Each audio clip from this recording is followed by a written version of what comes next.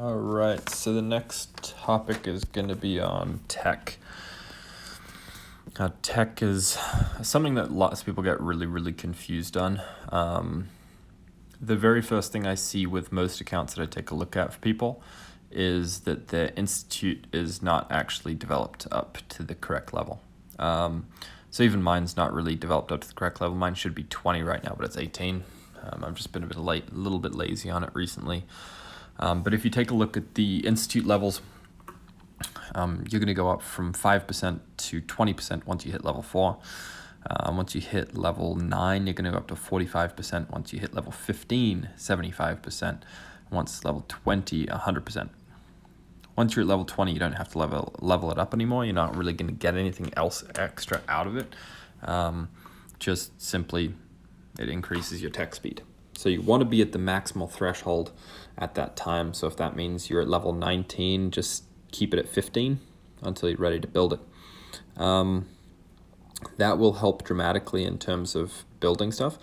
This is kind of important for your farms as well if you're trying to speed up your tech, because a lot of people leave their institute at like level 2 when they're doing their tech, and that's kind of an issue because it just means the tech for your farms is going to take a really long time. So when we actually look at the tree here, I will always tell people to start off with the top line. You want to start off with the city development because as you're actually starting your city, you're not really going to be attacking too much stuff, and you do actually require your city to make most of what you're going to be doing. You can add the gathering sort of stuff in here too. 30% gathering speed is going to be useful for the cause events, the Clash of Zone events. Diamond one, you're never going to go on diamonds. It's a waste of time. Depot expansion is nice, and 10% extra building speed is always nice too. So it's always good to max these out. Same as this, I don't really use this anymore. I used it a lot when I was like close on builds. So if I was trying to build this and it was going to cost me, 486,000 of that, then I would just really quickly come here and actually I probably do use it on these guys, but just quickly come here and pump a little bit of electricity into the system, and then I can make that upgrade without a problem. So yeah, always finish off these top lines. The basic combat is one that you'll need as well as you start going into more zombie killing sort of stuff. So just quickly going over that. If you are looking at leveling your heroes, you need this one maxed because this will get you 50% extra from those zombie kills. Then also you need this so that you can promote troops. And then as you start going up, this is just so that when you're attacking different level zombies, you have increased in might, so you don't lose as many troops. Basically, the whole goal is to kill as many zombies as possible without actually losing troops, or as many troops, so that so that you can do it and level those heroes. So the most beneficial part of the tech tree that you could focus on is going to be the zone commemoration. Zone commemoration will come out when you enter the Clash of Zones tournaments or the warm-up phase and stuff like that. Now, this is a huge tech tree, and it's also the most expensive. It can cost like $500 or $600 to put into this tech tree, just in the courage metals alone. That's not including the iron or the money or the fuel, because it costs a lot of each of those. Wood's kind of easy to get, but basically you start off with these ones that increase the gathering speed, increase how much they're gathering, and then you unlock more rewards. So I'll show you what those rewards look like really quick in the Clash of Zones. So basically it unlocks these boxes right here.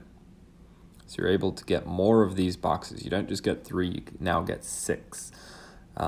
That's kind of beneficial because now you're getting 6 times the amount of rewards. You just have to go a little bit further in the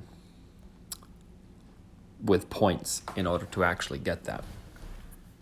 Now you go up one more level, you max that out, And this is really important. You don't want to stop at level 9. You want to go all the way to level 10 because it doubles the output of level 9.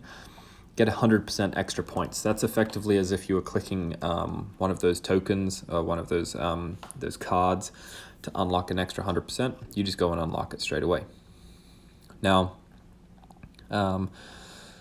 this is where you increase zombie attack speed, training speed, and everything like that. Now, what I found out was you never want to actually, if you have this maxed, you never actually want to train troops outside of a cause event. So when a cause event has come to an end, like on Sunday night, the cause event comes to an end 4 hours before the next one will start. In that 4-hour window, do not train any troops because it will cost you 50% more in speed ups. You will also be training less troops in that time as well. So it's always worth just holding off until the next cause event starts. After you've got all that done, then you have your 7 to 9 rewards. Now you have 9 boxes. It's not exactly worth going to the 9th box because the 9th box is wicked expensive. It's 2 times more expensive to get to than the 8th box. So it's not at that point, it's not really worth it yet until you get through all of this tech. Now this tech is really, really expensive, but again, for each different type, it gets you an extra 100% onto your score. So now you've already gone up 100% down here. You're going up an extra 100% up here for each of these. And some of these cost like 22 million iron, so they're pretty expensive. Until finally you get here, which increases again, slowly, slowly, slowly. You hit that 100% at level 19, and it doubles at level 20. Now you have an extra 200% through that before you finally get to double rewards. So the double rewards, if you're taking a look at my tree before,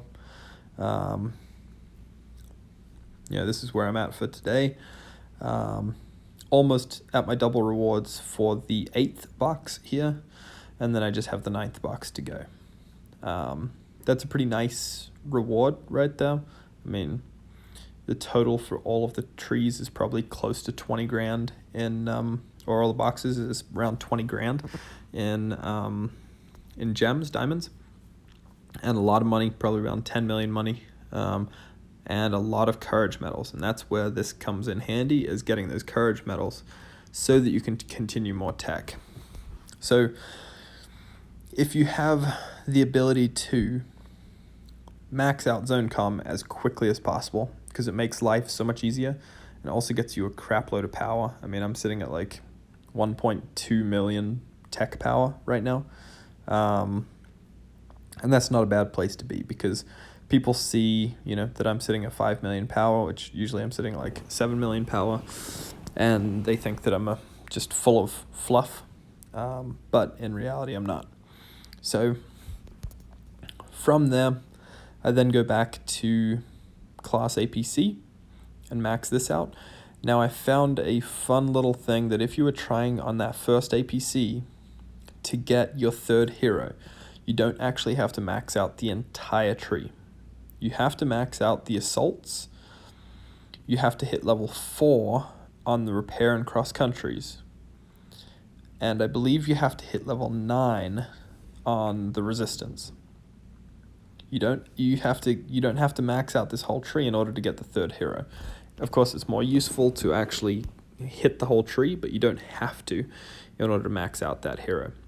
So if you're looking for a cheap, quick solution to get a 3rd hero into an APC, that can be a way that you can avoid some of those bigger hits in terms of resources until you can get that hero in there. And you can actually do that for each of these APCs. You don't actually need to max it. You just need to get it to about 86% so that you can reach that hero level.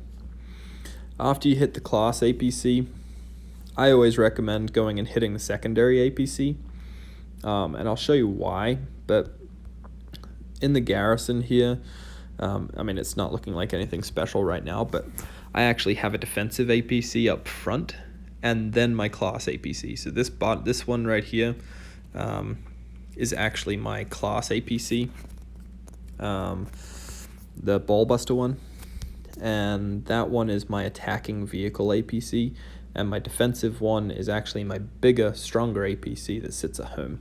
So that means when anyone ever attacks me, when I have my troops out attacking someone else, that I still have, like, I think now close to 2 million power sitting at home for them to hit, which isn't too bad, because usually it's smaller people who hit you when your people are out. So anyway, so I recommend maxing your secondary research APC 1, and then it's kind of up to you. Medical is obviously really, really helpful. Having 20% extra space in your hospitals, having 15% less dead, having 50,000 capacity, building an extra hospital, the decrease in costs, increase in healing speed by 150%. That's kind of cool, because it just means when you do take a big hit, it doesn't cost you quite as much to get them back. And then I actually ignored APC 2 and APC 3 until I was ready for T8s, at which time I kind of needed them. I also basically completely ignore fighters, and max out as much of the stuff on shooters as I can, so that when someone hits me with vehicles, they kind of get screwed, and then max out my vehicles as much as possible, so that when I hit people, they get screwed. The parts research, not worth it at all. Just to get to green parts, you have to come all the way up here, and you have to go through, like, I don't even know. I think that's in excess of, like, 300 different researches before you get there. So it's not worth it. And when you do finally get to your state versus state play, which lots of us are in now, that's when you can start working on your zone conflict. But you have to get your zone commemoration done first before you can do the zone conflict, just simply because at that point it doesn't really make much difference, but you'll burn all of your courage medals trying to do this instead of just maxing it on this, which is much more beneficial. So hit the zone conflict after everything. And I've only focused on this bottom portion right now, which is getting me like 20% more attack within my state, or 20% attack in their state, or 20% or 10% more health. This stuff down here, I'm not huge into going into the mud too much and hitting the launch centers, so I'm kind of just holding off this for a little bit. The tech's pretty hefty. And then I don't ever do rallies, so again, I don't really need this tech here. But of course, this one, getting 15% more kills to wounded would of course be awesome. And then again, getting an extra 15% kills to wounded would also be awesome. Just because I prefer killing someone's troops than wounding them. That would put me up to about 30% of that. But yeah, the basic military as well. Obviously, it's basically just recruitment, a little bit of health in there, and a little bit of kill ratios in there too. Nothing too dramatic that you have to super focus on, but I would pour everything you have into zone commemoration. The rewards alone are worth it. And yeah, that's one of the things that I would actually buy and pay money for, is the courage medals, because those courage medals are worth it. Once you actually max this tree out, it becomes pretty easy to do whatever you want, because, well, you're making like 500% extra on every zone, Clash of Zones match that you have. Outside of that, I basically just got up to enhanced on all of these and then been slowly filling in the gaps. The reason for that is I do want to upgrade my my T7s to T8s, but that's all the way up here. I have to get to some pretty big numbers on that, including I actually have to finish researching APC 3, which is what I'm trying to do right now. Just trying to finish off APC 3, but this gets real expensive real quick. So that's where the process kind of slows down a little bit. But yeah, in terms of the tech, there is a hero that you can use to speed that up. The Scientist, he's probably one of the better heroes. I mean, 25% less money cost, 25% less research resource cost. That would be huge. And 130% speed. But even for this, you would need 2 of him to actually unlock that. And you can unlock that one too. So basically, you can drop that resource cost by 50%, which would be huge. You'd be able to get so much tech done so quickly if you actually had him. I've been trying to figure out how to get him for ages, but nothing's cropped up so far. So yeah, that's how you build the tech tree. Start off with that top line. Basic combat, if you're going to be hitting some zombies and trying to level some heroes up. Class APC after you've hit the zone comm as hard as you can. Zone comm definitely if you're a spender. If you're spending money on the game, you have to max out zone comm. We've had people who are spending $1,000 a day on the game, and they're not maxing out zone comm, and they're wondering why they're not getting anything for it. Zone comm comes really in handy when you actually match your daily events into everything. So I've hit you can look really any place and you'll find a chart that will show you the different times of the day that different events are going to be happening. So straight after this one, there's likely to be a triple speed, I believe, coming up after this event. So if I was wanting to, I could hit this event and then go straight into the next one if this was like a build day during the Clash of Zones. If this was a build day, I could hit buildings on this, immediately followed, and get a lot of good stuff out of that, immediately followed by building speeds or something like that. And the rewards that I would get for that on this type of day would be kind of huge. So that's just how you kind of maximize your rewards by hitting the zone comm stuff. It basically means you spend less to get there quicker and have a greater chance of getting better rewards. So like even just by maxing the zone comm, I'm in first place on this right now, technically in second across both states. But in my contribution ranking, I'm sitting up there at nearly 5 Gs across the entire competition so far. And with that, that's going to potentially get me all of these contribution rewards, as well as every single day that I'm doing this, if I'm in first or second, which you're looking at this, I was in fourth down here, I was in second here, I was in fourth here, I was in seventh there, I was in fourth there, first there. So if you're just looking at those rewards that are available there, I mean, you're hitting 15,000 diamonds if you come first in this event. You're getting 10 super recruit tickets, 700 courage medals, just all of this different stuff. Right now I'm sitting at this one, which is not exactly ideal. I think I'm about 1 or 2 million off the pace right now. And you have a greater chance of getting these types of rewards if you've done the zone comm, because obviously you're not going to hit those Gs in terms of the scores if you don't have that maxed when somebody else does, because it's just too easy for you to get the points otherwise.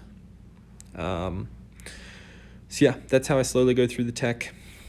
Right now I'm focusing on that research APC, then the zone conflict a little more, or actually, sorry, then the specifics of my shooter stuff a little bit more to try tie up some vehicles, because I'm getting wrecked by vehicles recently. I might be starting a fighter APC soon, so we'll see how that tech goes. Might put a little more defense in there. But yeah, outside of that, any questions, post them in the comments. I'll see if I can get some supplementary videos in about any of the specifics, but basically just max everything as quickly as you can. Obviously start with the zone com because it's the most beneficial by far. And yeah, any questions, let me know, and subscribe somewhere. There's a button or something, I think.